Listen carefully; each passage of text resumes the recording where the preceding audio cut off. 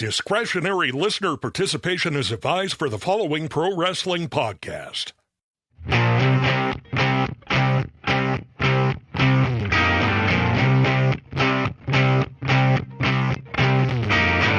Oh, Mickey, you're so fine. You're so fine. You blow my mind because you listen to the Stick to Wrestling podcast every week. Hello, everyone. My name is John McAdam. Welcome to Stick to Wrestling, a podcast where if you give us 60 minutes, perhaps indeed we'll give you a raw bone podcast. This is the only wicked good podcast out there. It is the People's Podcast. It is the Major League of Professional Wrestling podcast. Let's get some business out of the way. If you want to join our Facebook group, there's a lot of good wrestling talk, almost 1,000 members. I try to put up results every day, some good questions. We had a really good conversation this week about Dave Meltzer and AEW, which led me to watch AEW for the first time in a couple of years, and it was actually really good. The wrestling was really good. They had two outstanding matches, so I think I'm going to have that on my weekend dance card from now on, or at least until football season. And if you want to follow me on Twitter, just put in the name John McAdam and follow the guys who are fighting with chairs. I generally am good at retweeting other people's good wrestling stuff. It's not 100% wrestling. I explained to someone just a minute ago why the Mets cut George Foster in 1986, but it's mostly wrestling. And I also want to thank Mark Rowland for his Mark Rockin' Rowland for his contribution to Stick to Wrestling. If you would like to contribute to Stick to Wrestling, just PayPal me at prowrestlingarchives@gmail.com. No amount is too big and no amount is too small. If you just want to give me a $5 thank you, I will appreciate it. Before the show starts, a couple of things. Number one, I am getting over like a tiny little cold. You can probably tell that right now, and I apologize for that. And secondly, and perhaps most importantly, I would like to follow Justin Timberlake's lead and apologize to both Britney Spears and Janet Jackson. Guys, I'm wicked sorry. With that, now, before I bring on my guest, I said last week I was disappointed because we had so many good questions from the mailbag, and some of the answers were a little bit detailed last week with Vincent Waller and myself that I didn't have a chance to get to all of them like that I really wanted to. So why not do part 2 of the mailbag issue? That's what we have coming up right now. And my guest, he's been on, it's been like a year since he's been on. He did a really good job. We had a lot of fun. Steve Crawford. Steve, thanks for coming on again. Well, yeah, it's an honor to be here, and I feel the sensation of wicked goodness tingling all over my body. So the wicked tingling goodness. I love it. There you go. All right. Yeah, well, we're excited to have you back. Thanks for taking the time. Absolutely. All right, let's jump into it. And Steve, I'm going to let you, since you are the guest, I'm going to let you answer these questions first. Talk about whatever you want to talk about. Connor McGrath asked, what do you think happens if Ric Flair is able to jump to the WWF in 1998? How would he have fit in the peak of the Attitude Era? You know, it's a really interesting question from kind of both sides of the equation. Because if you look at Flair in WCW in 1998, you know, that's when he wasn't getting along with Bischoff.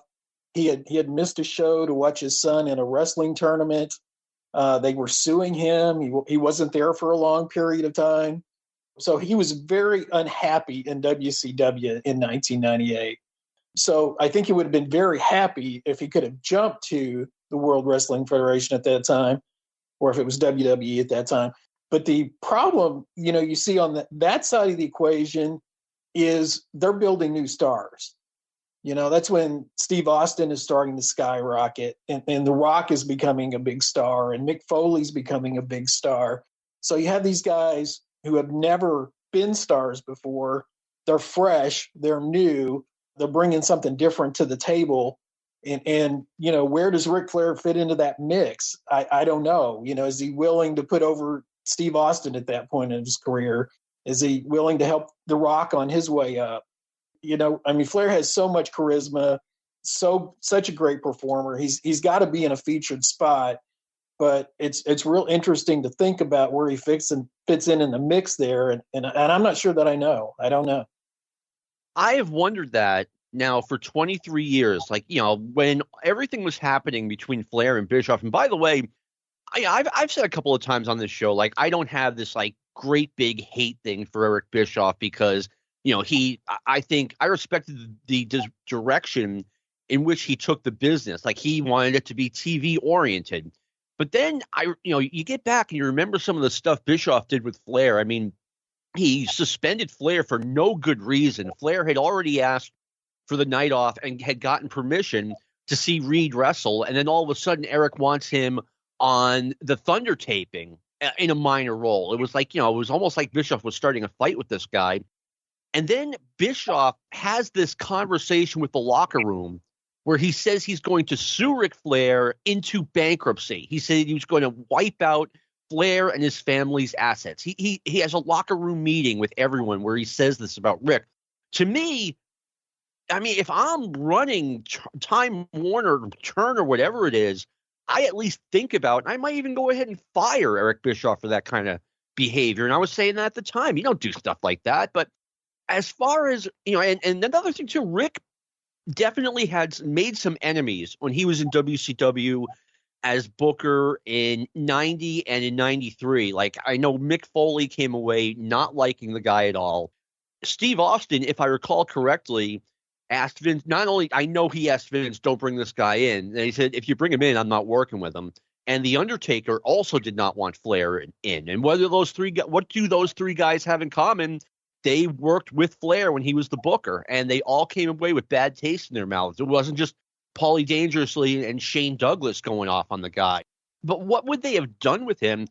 That's the thing. I don't know where Rick would have fit in. The best thing I can come up with would be kind of to be a mentor of sorts for The Rock. I mean, Flair, don't get me wrong, he was an asset in 1998. Even though, he's approaching 50, he still, like you said, Steve, he still had charisma to the day he wrestled his last match, or is supposed to be his last match, against Shawn Michaels. The guy could go. I mean, that was a 5-star match. And then, of course, he made his comeback with TNA. But that's the thing. It's like, okay, he has talent. When a guy has talent, you have to figure out a way to make it work. But he kind of would have been a square peg in a round hole in the WWF late 90s. Yeah, and the other point you bring up is he wouldn't have had any leverage at that point, right? You've got the two big companies. He wants to be on a national platform. If he leaves WCW, he's got to do what Vince tells him to do at that point. Yes. So, it would have been interesting to see, but it was probably best for all parties. It really didn't happen because WWE didn't need Flair in the mix at that point. No, I mean, WWE at that point was talking about, the next generation, those are the old guys over in WCW. And then to bring in one of those old guys and feature them prominently would have been problematic. Yeah, I agree 100%. All right. But Nick, excellent question by Connor. And I'm glad we got to tackle that. Brandon Rice asks, we always hear about Hogan's series against Paul Orndorff being his most lucrative in the mid-'80s. What series? Now, let me go back. I mean, Paul Orndorff was making like $10,000 a week in the summer of 1986. That's how hot this program was. And very unexpectedly, in my opinion, because, the turn was clumsily executed, if you ask me. But I guess at the end of the day, that doesn't matter. What series, in your eyes, was Hogan's worst in the mid-'80s? What do you think, Steve? Well, I think if you're looking at worst, there's two ways to look at this, right? There's the box office, and then there's just the quality of the matches. In terms of box office, I think everything worked in the mid-'80s for Hulk Hogan. He was just such a star that kind of transcended the business that, he brought a new demographic and they were able to go into all those new markets, based on Hulk Hogan. So I don't think anything didn't work from a business point of view. If I'm buying a ticket, do I want to see, Hulk Hogan and Big John Studd? I might leave a little early on that one. Do I want to see him and Killer Khan? Probably not 5-star matches. He'd need somebody like Savage, like Orndorff, that's a really good worker, that can move really well, that can create a lot of excitement. I don't think seeing him against big, slow guys is the best. I understand, the slaying the dragon storyline, but in terms of if I'm just a fan watching the product, those are not matches I want to see. I saw a really good really good, meaning not 4 or 5-star, but like a solid 3-star match at the Boston Garden between Hulk Hogan and Killer Khan in 1987. Yeah, and those guys knew how to work, right? And they knew how to work in big arenas. And I mean, Hogan, you can say he was not a good technical wrestler, but in terms of being a worker and understanding what to do and when to do it, I mean, he knew what to do, and he knew what his fans wanted. He was very smart about how he approached his matches. Absolutely. I mean, Hulk Hogan, and I've mentioned this on the show before, he had to know that his number one priority was whatever you do, don't get hurt, because we can't have Hulk Hogan not appearing at our major arenas. I mean, he had to know, look, slow it down. No matter what you do, don't get hurt. Yeah, absolutely. There was no upside in him taking any risk, none. So. Now, my answer, what was the worst series? I think it did fine at the box office, and the first name that went through my head was The Earthquake. I was like, whoop, he's 1990. We can't have him. I went with, and this is going to surprise some people. Let me explain. I went with Harley Race in 1987, and I'll tell you why. Number one, Harley Race, at the time he was 44, and he looked older than 44. He just didn't fit in body-wise with what the rest of the WWF was doing. Number two, and here's why I didn't like the series, okay? And I got to see it in Boston twice.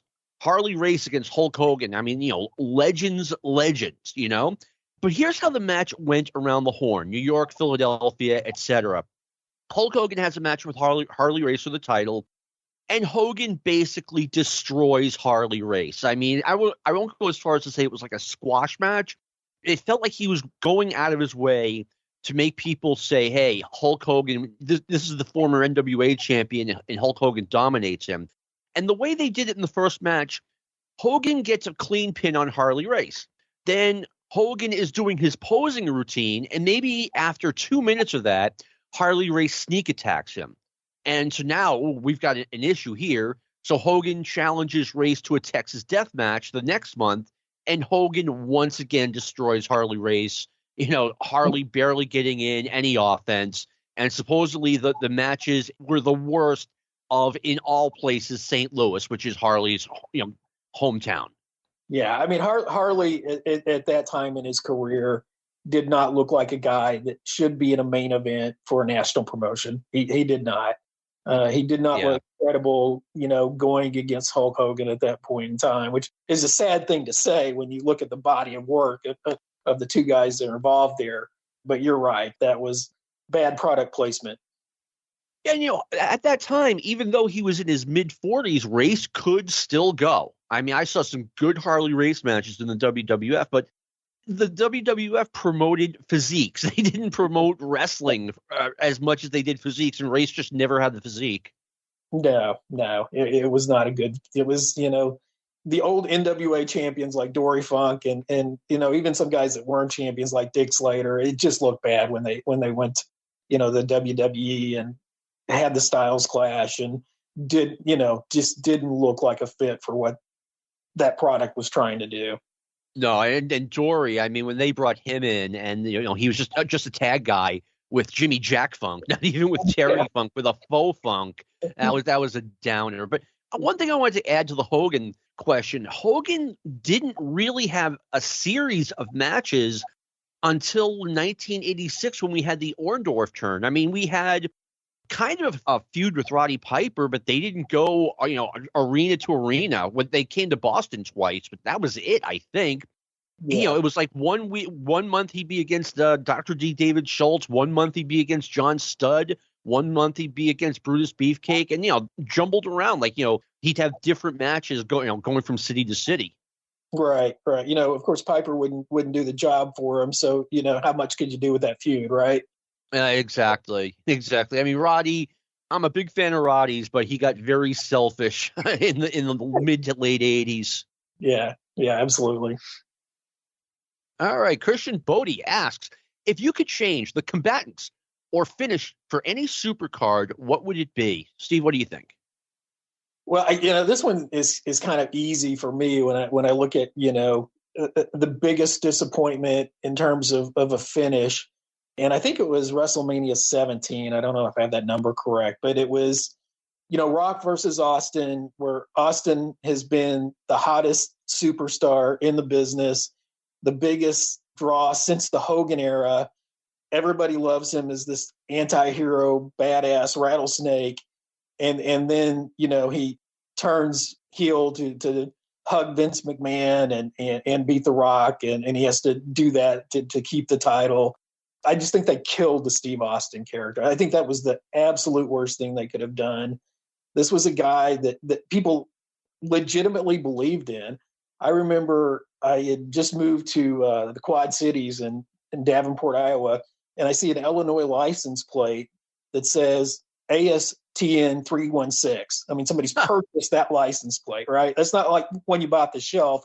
They've gone to the state of Illinois and gotten a personalized license plate. Yep. And he was a guy that people, I mean, who doesn't love that character? Who doesn't love somebody that stands up to the abusive boss, right? Yeah. And his work was so good. And then it was just like, we're killing this character. And I just don't think he ever recovered from that. No, I agree with you. And a lot of it is that his health was going down the tubes. I mean, he had that injury against Owen Hart where Owen, I don't know if you've ever seen that bump from SummerSlam 97, but right. I mean, he lawn darted Steve Austin into the mat. But I agree with you. New Year's Eve, 1998, I'm up in Portland, Maine, and I buy a copy of Rolling Stone magazine because Steve Austin is on the cover. And I read the article, and Austin's, no kayfabing in this article. And he says, yeah, the day'll come where I'm the bad guy. And I'm like, Steve, no. And I said it, forgive me for repeating this. I've said this on the show before. There are some guys that you just don't turn. And Steve Austin was one of those guys that you just don't turn. And I thought it was a huge mistake. I agree with you. Huge mistake. Yeah. Wrong place, wrong time to do that if you were going to do it. And I agree with you. It never should have been done. No. And I used to have, going back 20 years, I had a personalized Massachusetts license plate, VOLFAN. That's how crazy I am. And by the way, Tennessee, like right when we were recording this, Tennessee had a bad blowout loss on LSU. And I'm like, I've got to be in a good mood for this podcast. Stop that. But anyway. You could probably, give that license plate away with if you offer the person like $20 to take it right now. So, if I had to change the I liked your answer, by the way. If you could change the finish, because that WrestleMania X7, and you were right on that one. We are going to be talking about that. The 20th anniversary is coming up. We're going to have a special Stick to Wrestling on that in about 6 weeks, but. I mean, like I agree with you, it was a really bad decision. If I had to change the combatants for one match, it's kind of a tie, and they came one right after the other. Starrcade 85, we just had Dusty Rhodes versus Ric Flair the year before for Starrcade 84. I think Dusty probably felt like, A, okay, well, who else am I going to put Flair out there against? And B, well, I can come up with a really good storyline where Rick turns heel, and I'm going after revenge for a broken ankle. But to me, it just came across as, okay, we're doing this again. Number 2 came right after. Actually, my number 2 is my number 1. King Kong Bundy at WrestleMania 2. Hogan, I'd already seen Hulk Hogan wrestle King Kong Bundy and beat him. There had to be a better opponent. They put together a really, I think, what looked like a last-minute thrown-together angle on Saturday night's main event. This just, I mean, talk about like the sandwich in the middle between WrestleMania 1, where you had Mr. T, and WrestleMania 3, where you had Hogan Andre. I mean, WrestleMania 2 is not a good show. And if you're going to ask me, okay, who would you have put in there against Hulk Hogan? My answer would have been Randy Savage. Like, Randy had been in the WWF for less than a year. I don't know if that works for him or against him, but I think he would have been a way better opponent. Steve, your thoughts?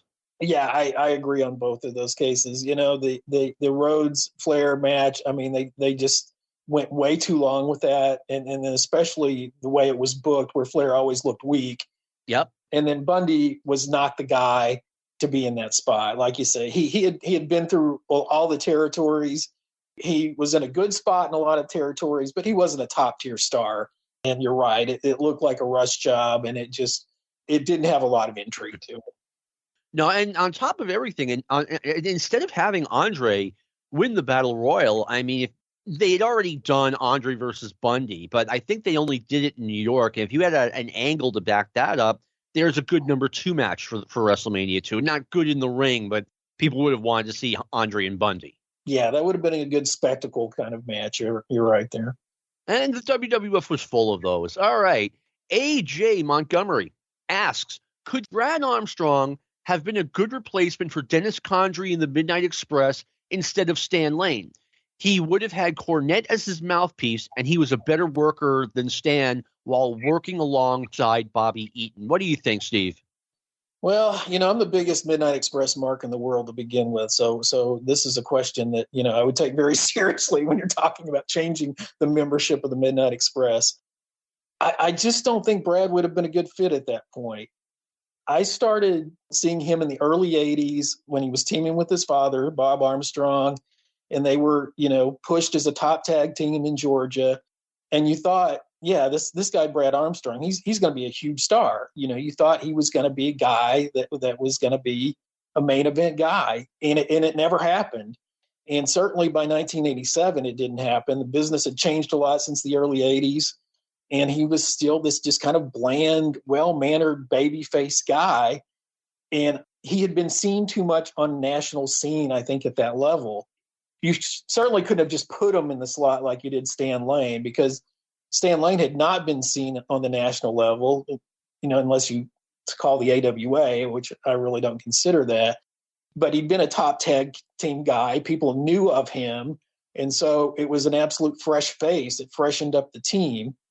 I think the only way, you could have done Brad is I think it had to be slow, and I think he would have had to try to turn heel first. And then maybe Cornette says, "Ooh, I like this guy's new attitude," and maybe he fits. But I just don't. I think Lane was much better overall in terms of the look and presentation of that team. I mean, I 100% agree with you. I mean, here's what I have written down. Brad would have worked, but not as well as Stan Lane. And he's right. Brad Armstrong was a way better worker than Stan Lane. Not that Stan was bad, but Brad was top shelf. AJ is also correct when he says that Brad would have, it could have worked for Brad maybe if he had turned heel and had a guy like Jim Cornette as his manager, and he's just, the quiet guy in the background, just like Bobby Eaton.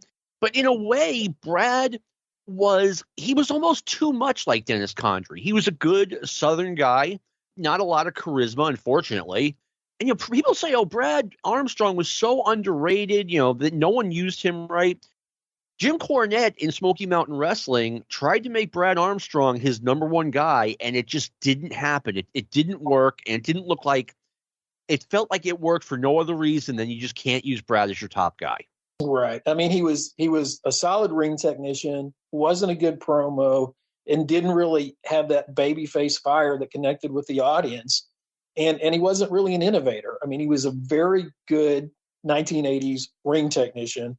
But, I don't go back and go think about all the great Brad Armstrong feuds or Brad Armstrong matches, even though I know he was very good in the ring. I think by 1987, trying to put him in a top money spot, which the Midnight Express were still at that level, I just don't think it works. Right around the time, and I'm talking, I would say within 30 days of Dennis Condrey quitting the team, they were having a series of matches with Ric Flair going around against Brad Armstrong. And the matches were said to be like really good, like 4.5 stars.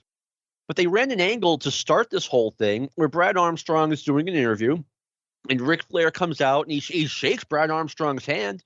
He goes, "Brad, I believe this is my interview time." And Brad's like, "No, it's my interview time," which is always like the worst start of a feud. Right. And then the Four Horsemen came out and beat up Brad, and Brad just felt out of his league. It felt like, okay, this is a boy trying to mess with the men, Arn Anderson, Tully Blanchard, Lex Luger, etc. And the way Flair treated him, he just like blew Brad off like a small child, like, "Get off the set, kid." And Brad just like, "No, I won't." And it didn't draw, believe it or not. Brad to me is one of those guys who stayed in the same spot in terms of where he was as a worker and promo and everything else. He never got better, and all these other people came in and surpassed him. Yeah. Yeah. And one other thing, too, that I mentioned, it was almost like bringing it. And by the way, it sounds like we've been bagging on Brad Armstrong for the last 10 minutes. Both Steve and I are Brad fans. We like him. Just some guys have a ceiling, and I think a lot of people project Brad's ceiling above what it actually was. But I have in my notes here, Stan was different than Dennis Condrey, way different. It was almost like we were merging the Fabulous Ones and the Midnight Express, and we came out with this like some greater than the parts thing. Well, Stan was like the coolest guy in the room, right? Yeah. Stan's like the guy you want to be like, right? The guy that's got this charisma, the guy that can pick up any woman in the bar, the guy that always looks good no matter what he wears, right? Yeah. I mean, he just brought that coolness vibe to the team, and it just gave them a completely different look than Dennis Condrey, who looked like an oil field worker or something. Yeah. Condrey looked like your typical old school Southern wrestler, where Lane looked like the next generation.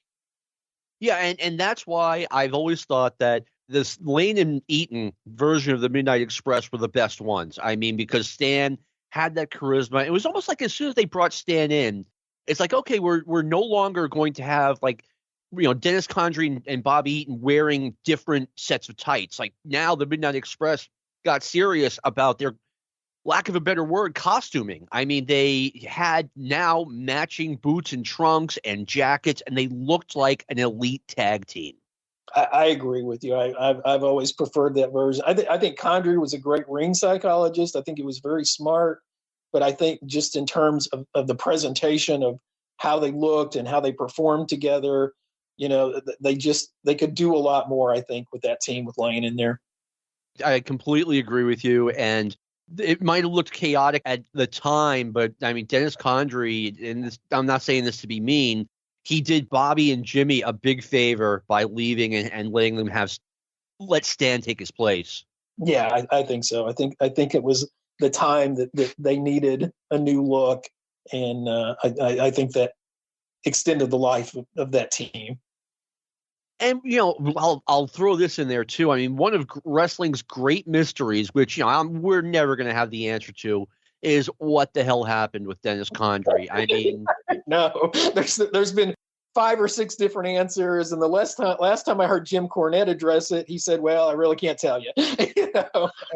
So who knows? It's all but he also went on to say, well, if he would have told us that at the time, none of us would have been mad. We would all understood it. But yeah, it's the unsolved mystery that will never be solved.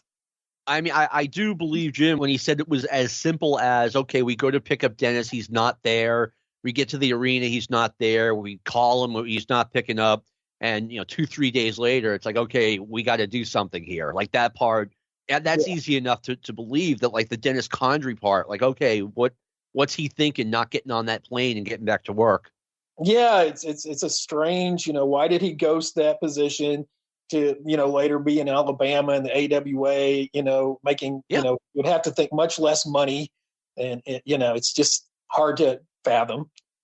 If the real answer was, I mean, I know their schedules were chaotic, and if he just couldn't take the schedule anymore and he was sick and tired of Charlotte, like I would believe that. But I mean, and that's probably what happened. It's just, just crazy him abandoning those guys.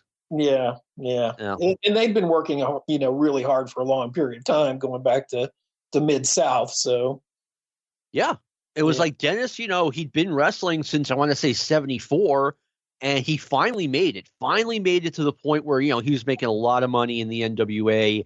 And at some point, he just said he'd had enough. Anyway, not to belabor that point, Max Levy asked what would have happened with WCW had Bill Watts been put in charge in late 1988 or early 1989 instead of Jim Herd. Basically, what would have happened had they brought in Bill Watts right after the sale? Your thoughts, Steve? Well, think about all that we would have missed, right? I mean, can you imagine the world without, the ding-dongs?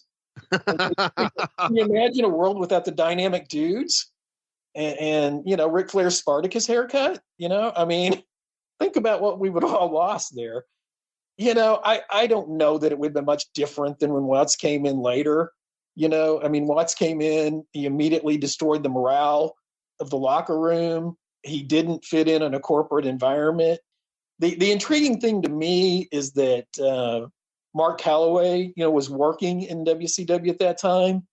Does he jump ship? Do we have an Undertaker? Does that character ever exist, or is somebody else, you know, known as the Undertaker? That's interesting. Yeah, that's something I was thinking about. But you know, it's just hard to see how, you know, it's still wrestling in a corporate environment.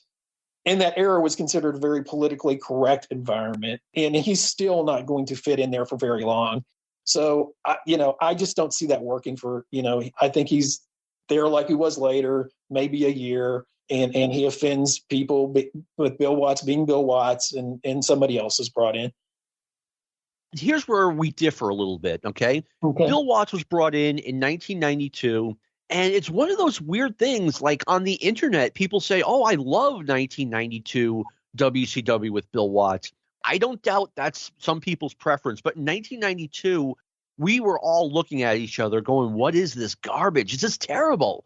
You know, so I don't think Watts did a good job at all in 92. Now, one reason is because he had been out of the business since 1987 and had, according to Watts, had not watched any wrestling since he sold Mid-South the March, April 1987. The business changed so much in that 5-year period that Watts didn't have a chance. I mean, he was going back in time, and that never, ever works. Had they brought him in 88 when he had only been gone for like 18 months, I actually give him a fighting chance of putting out a good product, especially considering that, I mean, I think at that point, he still had a little bit of an axe to grind against Vince McMahon. And if you've got Watts coming out, you know, swinging at someone, look out. I mean, Watts had a brilliant wrestling mind. Well, in the mid-'80s. In the late 80s, another positive part, if he does that 3 years earlier, maybe we don't have Eric Watts, you know, being in main events. Oh boy. You know, maybe he isn't pushing his son to the moon, and, you know, in a way that just looks completely, you know, like Mike Von Erich. So, yeah. I think Eric went way beyond Mike Von Erich, way beyond Dustin Rhodes. I mean, Steve, can you imagine? Let's say you live in, I don't know, Tulsa, Oklahoma, or New Orleans, Louisiana, and you go put on Mid-South Wrestling, and where you're seeing high school football footage of Bill Watts' kid. Yeah. That was a real thing. He's like, you know, he's like basically putting on a showcase of Eric Watts, you know, quarterback highlights, I guess, to impress college coaches across the country. And God bless Eric, you have to be really good to play, to get a scholarship to play football at the University of Louisville. Absolutely. Yeah. But I mean, you know, putting his high school highlights on your wrestling show, I mean, that's crazy. Well, you know, Watts was always about Watts, right? I mean, yeah. You know, the ego was always tremendous. But of course, you know, he booked a lot of great wrestling, which we all loved. But I just don't know that he was ever, you know, he was used to being the boss. He was used to being the guy, and his word was it. And I just don't know that he would have ever succeeded reporting to some corporate guy who didn't understand the wrestling business, and, you know, who didn't understand the language that was used, and you know, how insane the wrestling business was at that point in time. Just, you know, you had to have somebody that could live in both worlds, and he just couldn't have done that. No, and you're right. We're used to Bill Watts just being a guy who no one ever said no to. You know, if he wants to buy a private plane and do whatever, that's what he's doing, you know, with Mid-South's money. All right. But, and by the way, I'm not going to twist everything around. In 1989, if Stewie would ask me, you know, okay, what does WCW need to do to fix everything? My answer would have been hire Bill Watts. Yeah, and I think that was the common answer. I think everybody felt that way at that time. I think that was but, you know, we didn't understand it's not just Bill Watts. He's got a structure. Yes. No, and I remember the day in 1992 when I kind of heard the rumor. Well, there was always talk about Watts coming in, but now the talk had intensified. It was like, it sounds like they're bringing him in. And someone told me, oh yeah, they hired Bill Watts. So I called Dave Meltzer. I called him at like 1 a.m. because he's in California and he's still up. And I'm like, hey, did they hire Bill Watts? And Dave's exact words to me were, yep, and it's not going to work. And I was just taken aback. I'm like, wait a minute, this guy was has been the magic answer for almost 5 years now. Well, more like 3 years. And, Dave said he talked to Watts, and Watts was lost in a time warp. And it turns out Dave was absolutely right. Yeah, I remember. I mean, he was very upfront about writing that in the Observer. I was a subscriber, and he said, it's like bringing Barry Switzer back. Somebody's had that success, and then they've been out of this situation, and the times have changed, and they haven't kept up with the times, and that proved to be pretty on point. I cannot tell you what a bizarre hiring Barry Switzer was by the Dallas Cowboys. I have no analogy, like switching out Jimmy Johnson to Barry Switzer. There's no analogy. That was just a wild time. All right. Just so everyone knows, Jimmy Johnson and Barry Switzer hated each other's guts, and Jimmy Johnson gets fired by the Cowboys, and they bring in Barry, who ran the wishbone at Oklahoma, if you want to know how far back he was. All right. Bill Chase asks, let's say this is 1981. Ric Flair gets injured, and I guess this is a serious injury, before he's about to get the title from Dusty. Who does the NWA vote to become the man to carry the mantle in his place? Okay. The first person that always comes to my mind when this particular hypothetical comes up is to me is Ted DiBiase. Mm-hmm. I think he was just one of the best all-around workers in the business at that time. He could be babyface. He could be heel. He was so smooth in the ring. He could have gone into every territory and made the local star look like $1 million. I think that, I think he's the guy who didn't get the shot that probably should have at some point. I think another guy that could have carried it during that during that time frame, Greg Valentine. Mm-hmm. I think he had kind of the pedigree and the look to do that. And, since I'm a Memphis guy, obviously I would have loved to see Jerry Lawler do that. He wouldn't have done it for the long term. NWA probably would have never put him in that position, but it would have been really entertaining. So those are some of the names I think of off the top of my head. Ted DiBiase, as far as I know, had never been a heel until he turned in Mid-South in 1982. But he came from a wrestling family. His mom and dad were both wrestlers.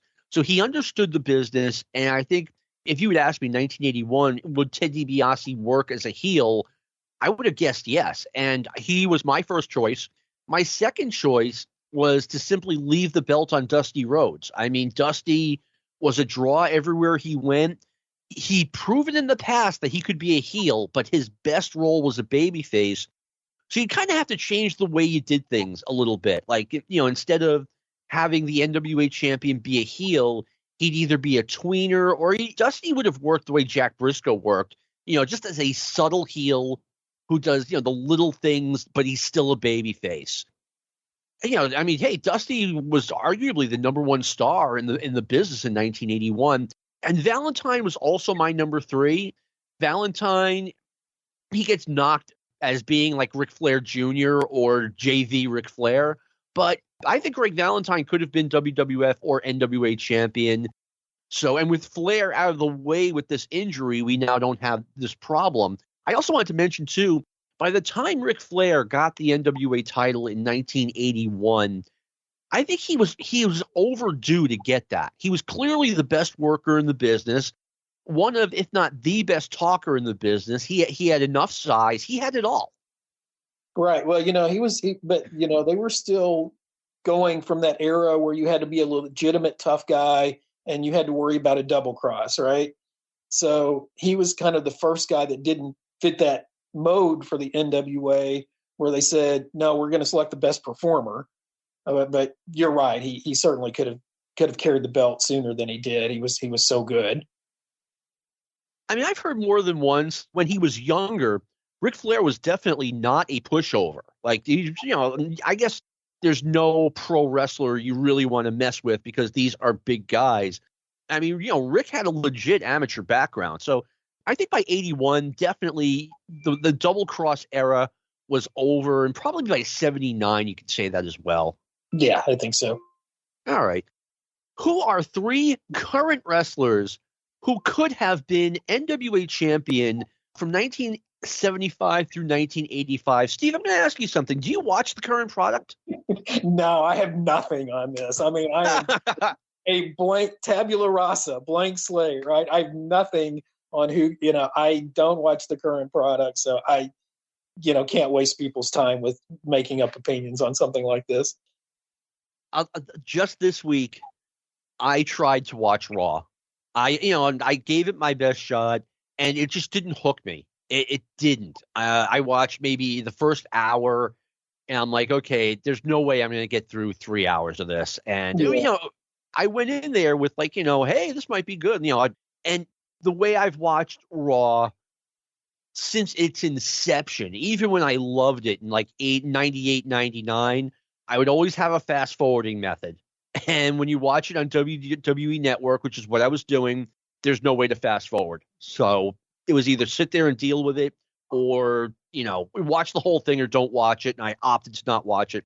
I do, however, watch they're not technically pay-per-views anymore, but the live events on WWE Network. Like I almost never miss one. And those are good because there's less focus. There's more focus on what's going on in the ring.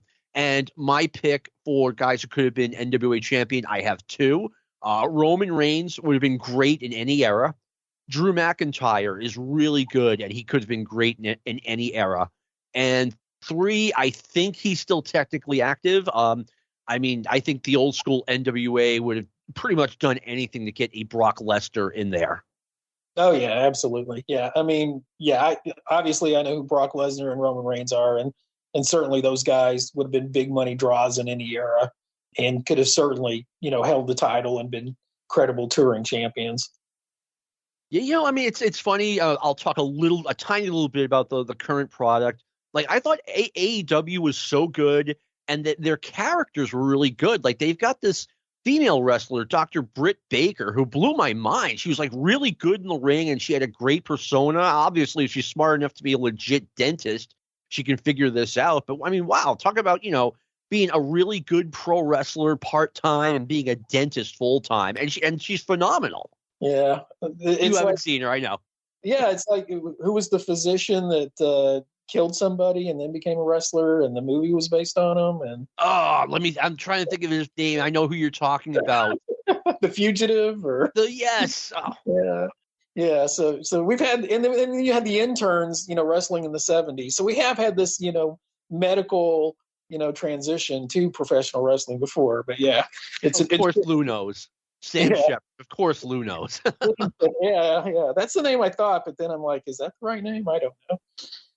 Dr. Ken Ramey managing the interns. I've never actually seen footage of them, but I've seen, their picture. And I always thought that was like the greatest thing. Dr. Ken and the interns. That could be a band, for God's sake. Yeah, it was just a little before my time in Memphis wrestling. I know they were, main event stars in that territory, like 1970, but I would have been 4.5, 5 years old. So I wasn't really up on the product. No, same here. I was looking at old magazines and seeing pictures of these guys. And the interns with their all white wrestling uniforms were phenomenal. I loved it. I thought it was great. I'm sorry I missed it. Yeah. All right. Next question. I just went going back and forth from the internet. Oscar Villarreal asked, and I like this question, who is the best foreign menace not from Germany, Russia, or Japan? Okay. So, first we got to go to Mongolia, right? Oh, that's right. Mongolian Stomper. From some stops in Canada and Tennessee and other places, but we got to go there. You had all those foreign hills from Samoa, right? That's an American territory, though. But you know what? I'm going with them because they didn't act like they were from an American territory. Well, here I went with a really kind of obscure team, though. You have the Great Tio and Chief Tapu. Do you remember that tag team? The Manchurians. The Manchurians, the Mongolians, and the New Guinea Headhunters. Those guys traveled all over the world. They were from everywhere. So they were from more than Samoa. So you have those. And then, a great foreign heel, the Giant, Jorge Gonzalez, right? Oh, that's right. I mean, he hurt my feelings every time I saw him step into a ring. It was brutal. So, yeah, I don't know. That's just some thoughts off the top of my head on that. I teed off on Mr. Gonzalez a couple of weeks ago, so I'm not going to leave him alone. My first question, would 1997 Bret Hart count in this? Yeah, absolutely. Great Canadian heel, right? Yeah, I mean, and to me, a foreign menace gets on TV and talks about how much he dislikes the United States, and no one was better at that than Bret. I mean, he dissed our healthcare system. How personal can you get? I mean, every time I look at Blue Cross and Blue Shield, it's like, yeah, Bret Hart was right, And they don't have racism up in Canada. So that was news to me as someone who's been there. He was really, really good in that role at that time. That's for sure. That was some awesome television every single week. I couldn't believe at the time. I'm like, I liked WWF way more than I liked the NWA/WCW. And, to me, that was an impossible thought in like 1988, 1989. Right. Well, it's kind of like, Cornette has remarked that the Bret Hart Steve Austin match that made Steve Austin such a superstar was more like an NWA Starrcade main event than a WWE event. So, and they were still, those two guys still came from the territorial system. They still understood old school wrestling. So it was just, it was a different time, but yeah, I'm with you. It was a great product during that era. I mean, match of the decade of the 90s, in my opinion. Well, if you take out U.S. match of the 90s, in my opinion. Steve, do you remember like 93, 94, the WWF brought in a guy named Ludwig Borga? Yes, very quickly. Yeah, he was in and out pretty fast, but I certainly remember him. I know they had big plans for this guy. I think his real name was Tony Halmy. And when I saw him getting this mega push, I'm like, you guys are booking yourselves out of business. He's big and he looks menacing, but there's no charisma to this guy. And, it was WWF was so bad during that era. He was the magnificent Zulu of that time frame. Oh. I recently saw a match between Abdullah the Butcher, and he was calling himself the Magnificent Zulu. It was in Dallas in 1986, and it looks like Abby just really lit into this guy, and there was blood all over the place. It was quite a step back from the Von Erichs against Chris Adams and Gino Hernandez. Yeah.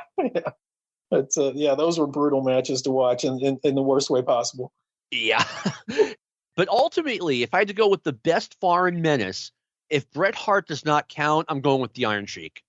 Yeah, I thought about the Iron Sheik, and then, he was almost like not a menace because he's a technical wrestler, right? I mean, maybe. He's a trained, he's like a technician. It's a technician of menace versus, being a German heel. I don't know. But yeah, you definitely could say, as a foreign wrestler, he had tremendous success in the United States, in spite of himself. In spite of himself. Iron Sheik was a character. All right.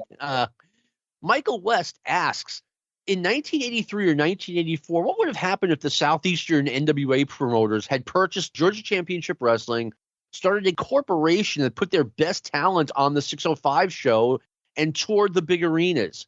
What are your thoughts on this, Steve? Well, it's an interesting question. In a lot of ways, it's kind of like what happened with Pro Wrestling USA, but it's before that, and it's before Vince has really skyrocketed. So maybe you've got this national platform. Georgia Championship Wrestling is crashing and burning. So maybe you get Jerry Jarrett and Eddie Graham and Mid-Atlantic and who knows, you get different people who are willing to say, yeah, I'm willing to send my stars to be on this national program. It makes them look more important when they come back home.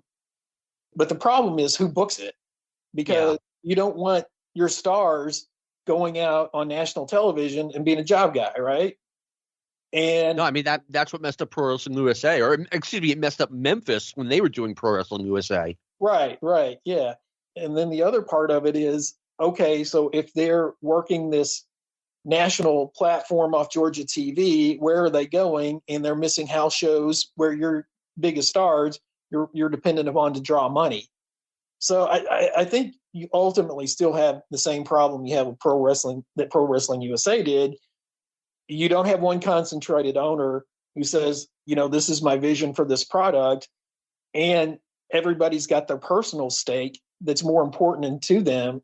I just don't see how this works. I mean, it's one of those things that's like, yeah, it's always a great idea to merge territories, and okay, look at what Crockett did. He eventually bought Florida and Kansas City and UWF, and he'd be better off if he hadn't done any of that. True. I mean, I remember when I first started getting TBS in 81, 82, guys would come in from all over the place. Like, Jerry Lawler was on Georgia Championship Wrestling. Matt Bourne and Buddy Rose flew themselves in so they could have national television time. Yeah, Gino Hernandez and Tully Blanchard. Yeah, absolutely. Yeah. But then Ole kind of he did stop doing that. I don't know why. He had guys. There were guys willing to fly in on their own dime to get that national exposure. If it had happened, it would have been a lot better than what actually happened. There's one major problem here, and this is, I read Ole's book maybe 7 or 8 years ago, and Ole made it clear from A to Z that he was not selling. I mean, it seemed like he was willing to wait his way or fight his way through whatever problems Georgia was having and look at the long term and hang in there. And then when Vince bought the promotion, or the majority stock of the promotion, Ole went to that 6 o'clock in the morning spot.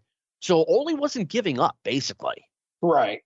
Yeah, the reality is none of the promoters, Jerry Jarrett didn't go into business for himself so he could work for Ole Anderson in Georgia, and Ron Fuller didn't start 2 territories so he could send his talent to Georgia so they could make money there.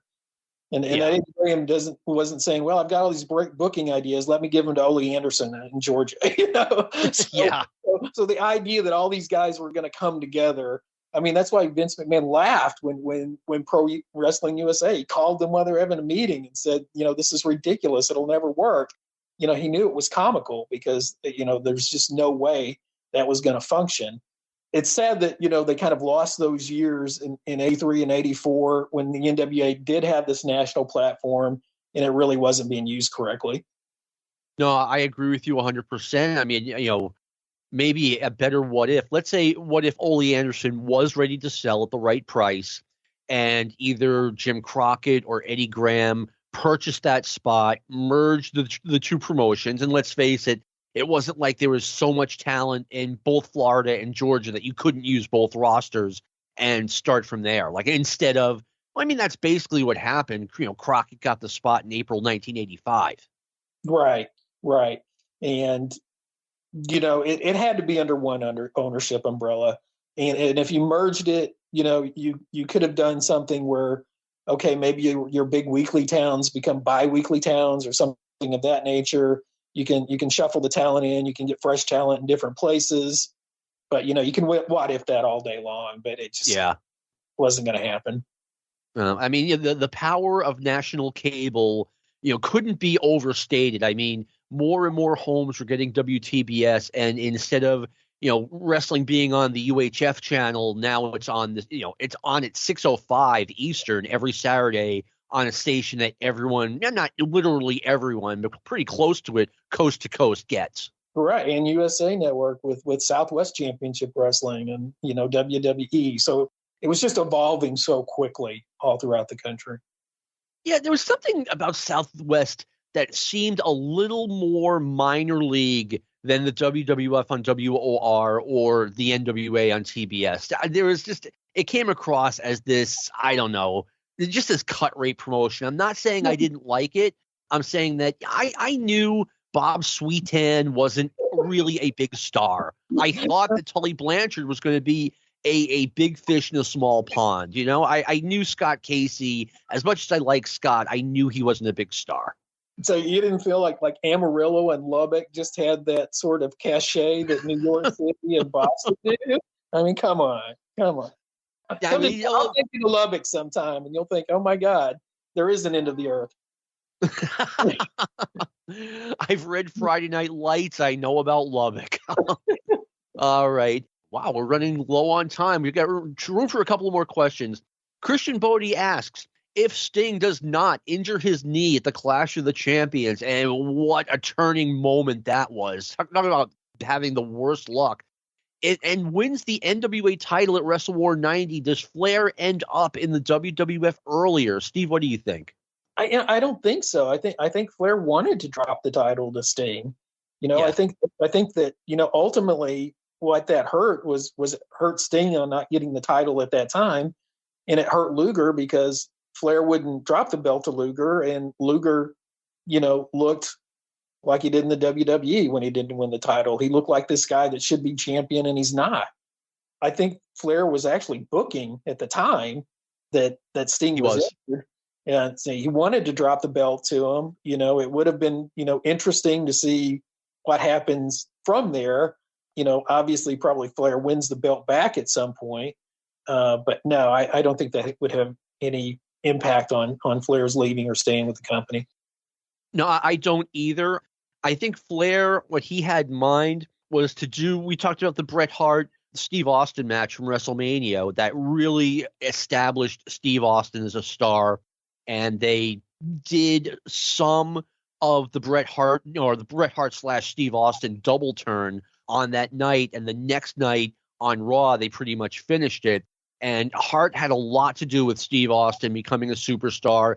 And 8 years earlier, Flair wanted to do that for Sting. He wanted to turn Sting into the WCW's Hulk Hogan, which I don't think was ever going to happen. But I mean, it definitely took a wrong turn on this night with Sting getting injured.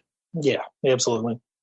All right. And, one other thing, I mean, does Flair end up in the WWF earlier? I don't think so. I think Flair would have never left WCW. Well, that's hard to say. I mean, he was ready to leave in 88. I think, and I've talked about this before, when they brought Dusty back, my first thought was, okay, how long is Flair going to last here? And the answer was less than a year. There was a lot of heat between Flair and Dusty in 88, and it didn't go away magically in 91. Right. And once you've been the booker, and I mean, I think you voluntarily stepped away from that, still that the writing's kind of on the wall when you leave that position that you're going to be moving on. Yeah, exactly. All right. Randy Smith asked, this isn't really a question, but I'd like to hear your thought, John Guest's thoughts on Dark Journey, and if she had what it took to make it further than she did. What do you think, Steve? No. I just don't think there was anything special about Dark Journey. I think, she was in a relationship with one of the boys, so he was in a position he could put her on camera. Yep. I was at the 2019 Charlotte Mid-Atlantic Convention. Dark Journey was there. I never heard anybody say, ooh, wow, Dark Journey's here. I got to get my picture with her. I talked to Dark, nobody said a word about. I mean, she didn't have that charisma. She didn't have any sort of special look. She was with the right guy at the right time to get a role on television. I mean, that's a good way to put it. I don't think she was particularly good on the mic. I thought she was an absolutely stunning woman. I mean, so that helps. And I think the fact that she was an African-American helped, especially when she was a babyface, especially in Louisiana. But at the same time, when we're talking about going national, like she was with Tully Blanchard in The Horsemen for maybe 4 or 5 weeks, and the whole thing looked out of place. Now there are too many people on the screen. You got the 4 Horsemen, JJ and Dark Journey, and it just never felt right, and it was dropped after, like I said, maybe after about a month. Yeah, she just added nothing. She added nothing to that unit. I didn't see her as someone, to me, that added anything to the presentation in professional wrestling. Yeah, and I can also say, too, I mean, once they got rid of her mid-'87, I can't recall anyone saying, oh, World Class should bring her in, or the WWF should look into giving her a role. It was just like, okay, she had that flash in the pan in the business for a little less than 2 years, and that was it. Yeah. I did like it when Michael Hayes had her in the ring and was flirting with her, and he's like, hey, I'm married. Don't worry about it. I just want to see if you want to take a walk down Bad Street. I wish I had that kind of confidence to say that to a girl. Well, none of us are Michael PSAs. You know. There's only one Michael P.S. Hayes who has now become one of the most underrated guys in the history of wrestling. He was magic in the mid-'80s. Yeah. Whatever happened to Frumpy? We talked about Frumpy one day. Yeah. He was on the show title. All right. Forget Free Britney. Find Frumpy. That's our. Randy should have been asking on my thoughts on Frumpy and if he had what it took to get further in the business. We are almost out of time, but I wanted to address John Horton's question. With the millions that despise today's flip-flop product, why doesn't someone start a promotion that actually has wrestling? Steve, before you answer that, I apologize to everyone whose question I just didn't have time to get to, but we had so many really good ones. I want to thank everyone for submitting the questions. I'm sorry, Steve. Go ahead. I don't mean to interrupt. Okay, I'm going to try something here, and I'm going to try it on behalf of my daughter, Tori Crawford, who's living in Washington right now, but she'll get a kick out of this if I can pull this off. Well, this is Macho Man Randy Savage, yeah, and you can't put the toothpaste back into the tube. It's done. So, I mean, you can't move backwards. You can't move backwards in time. You can't put Dory Funk and Jack Briscoe on for 45 minutes anymore. I mean, it's evolved away from that. Do we all like the way it's evolved? No, but we don't have to. And if somebody has enough money to run that sort of promotion, God bless them, but it's not going to make money in 2021. Yeah, my answer would have been the same 20 or 30 years ago. You just can't go backwards. I mean, and John, please, John's a great guy, and I'm not saying anything to upset or offend him. You kind of do have that option. There's MMA, UFC, and everything else that falls under that umbrella. And if you want real wrestling, there is NCAA wrestling. I mean, that, it's not my cup of tea. I like to watch it maybe once a year, and that's it. But I mean, it hasn't been real wrestling since in 100 years. It hasn't been real wrestling. Right. And Dave Meltzer makes some good points when you talk about this stuff. Did Jerry Lawler really need to take down his strap to, become Superman and stuff that we didn't question at all during the time, and we absolutely loved? I mean, it's always been entertainment and showmanship, and it's just evolved to where it's much more than that than we were brought up on, but that's okay. I remember being 12 or 13 years old and having an adult say to me, I used to like it, but it sucks now. And this is 1976 or 1977. I mean, it's always been like that. Luckily, this guy didn't have access to whatever he was watching in, I'm guessing, 40s, 50s, or 60s, but we have access to a lot of the old stuff on YouTube or from, personal trades or whatever. I mean, I can go into my DVD archives and relive, some of 1981 Florida, a lot of 1982 Georgia. So I am grateful to have that. Absolutely. I mean, we just wish there were more of it. We wish a lot of that 70s stuff was available, but there's tons of great stuff out there for anybody that wants to look for it. I'll close with this. And Steve, thank you for coming on. You've been a fantastic guest. It's been a great conversation. Well, thank you. Thanks for having me. I love being on. Oh, love having you. In 2007, I worked with this girl, and she had action figures of the Hardy Boys, right? Mm-hmm. So I walk up to her, and hey, how you doing? Wow, wrestling, yeah. And we have a brief conversation, and she got the old WWF 24/7 service. And she's like, yeah, I like to watch the old pay-per-view. She was a big fan of the Hardys. I'm like, yeah, I like it that they have the stuff that was on every Saturday night. And she's like, oh, I'll check that out. And the next time I saw her, she wasn't impolite, but she was like, oh, my God, basically, how could you watch that stuff? It's a guy's talking. They have a match where it's one-sided. One person doesn't fight back. Then they have another interview, and then they have another one of these bad matches. And, she, like I said, she was polite, but she was unrestrained when being like, I don't know what you were watching. But, yeah, I wouldn't miss a minute of that back in the 80s. So that's it. Stick to Wrestling has concluded. I want to thank our producer, Lou Kippelman, for all the great work he does. I apologize. My voice is starting to go. It's been going little by little the entire show. So thanks for hanging in there. This has been a production of the Arcadian Vanguard Podcast Network. We'll see you next week. This concludes our podcast day.